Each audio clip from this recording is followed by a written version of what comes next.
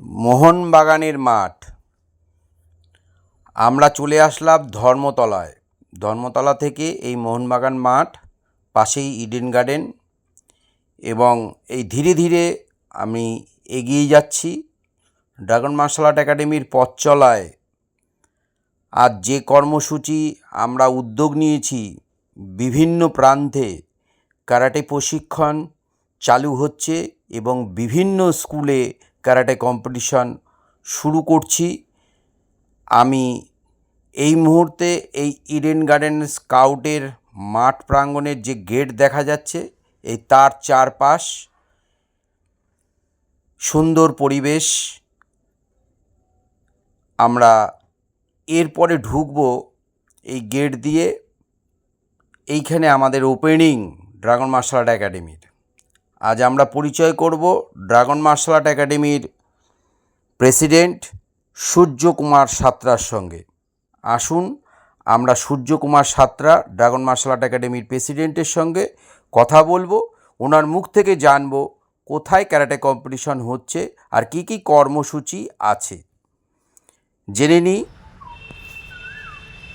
Dragon martial art একাডেমির president Suryakumar Santra. আমাদের karate school inter championship বিভিন্ন জায়গায় চলছে। আগরপাড়া বালিকা বিদ্যালয়ে 17 তারিখে একটা কম্পিটিশান আছে। এটা কোন মাসে হওয়ার চান্স আছে? এপ্রিল মাস। আচ্ছা, এপ্রিল মাসে।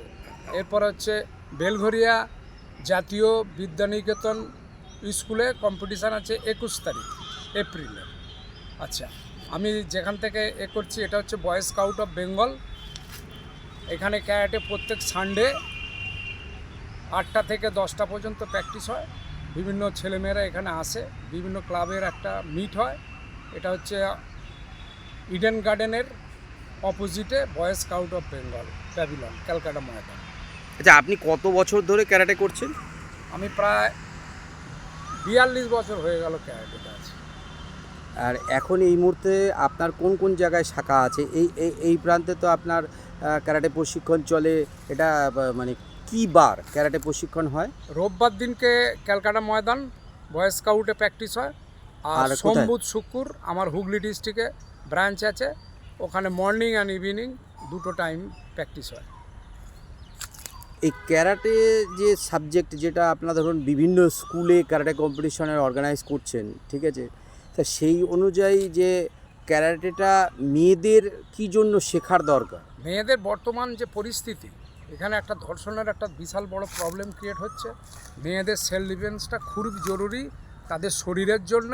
বিভিন্ন জায়গা পড়াশোনা করতে গেলে একা থাকতে হয়, আর তাদের বডি এবং মেন্টাল পাওয়ার আর ফিউচারের একটা যে তৈরি, একা থাকা, মেয়েদের একা ঘোরা, সেলফ ডিফেন্সটা খুবই জরুরি।